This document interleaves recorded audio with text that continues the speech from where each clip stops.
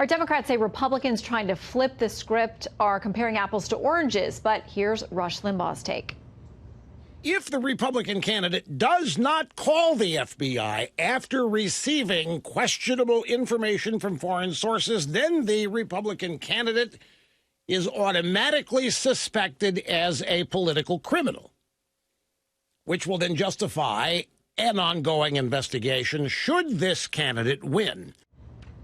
Okay, let's talk about it with former national spokesperson for Hillary Clinton's campaign, Josh Schwerin, and Fox News contributor Andrew McCarthy. Gentlemen, welcome to both of you. Thanks for having us. Okay. Hi, Shannon.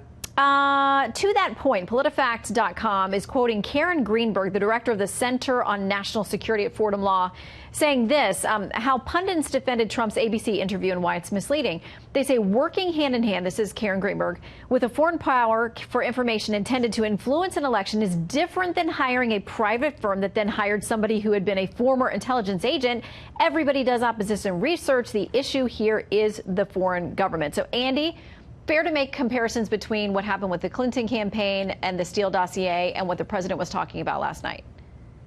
Yeah, of course it's fair to make the comparison. It's also fair to point out that they also took information from Ukraine. They had people who were working with Fusion GPS who were in the Ukrainian government who passed information to them that ended up being leaked and got Manafort blown out of Trump's campaign. You know, look, this is what happens in campaigns, and part of the reason that it happens is we have a First Amendment in this country, which means you can't make this sort of thing as a practical matter or a legal matter illegal to do. So whether you have a powerful interference in place or impediment in place to stop people from taking information from foreign governments depends on what your political norms are. And if people think that this is the sort of thing that shouldn't be done, then they will take it out on the people who do it at the ballot box. But I think it's really juvenile to go on and on about this when, number one, both sides do it, and number two, this is the thing that nobody wants to talk about. This government, our government, is the most active government in the world in terms of our intelligence community trying to influence events in other parts of the world. It happens that we are a very consequential country.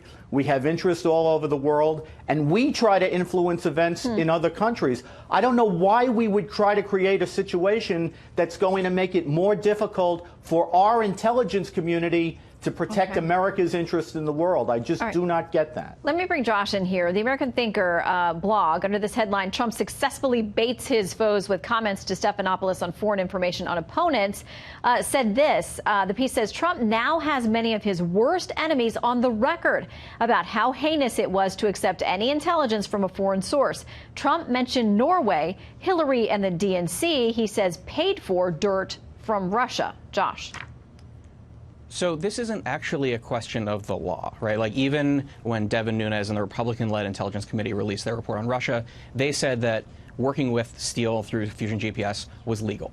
And Fox News and Judge Napolitano said it's very clear that it would be a felony if Donald Trump did what he said he is willing to do. The question is, what are we doing to prevent foreign governments from interfering in our next election? We've got Mitch McConnell blocking election protection laws. We've got Donald Trump giving the green light to any country that wants to interfere. This is about the future. It's not about the past. He made very clear he wasn't talking about interference. He was talking about information. Governments give information for their own purposes. It's so that they can interfere in our election and influence events here for their benefit. They're not doing it because they like somebody. So, Josh, what do you make of the information that flowed through Christopher Steele that a lot of people think was potentially misinformation provided by Russian assets, potentially the Russian government, in order to, through the Steele dossier, then mess with the election? How is that different?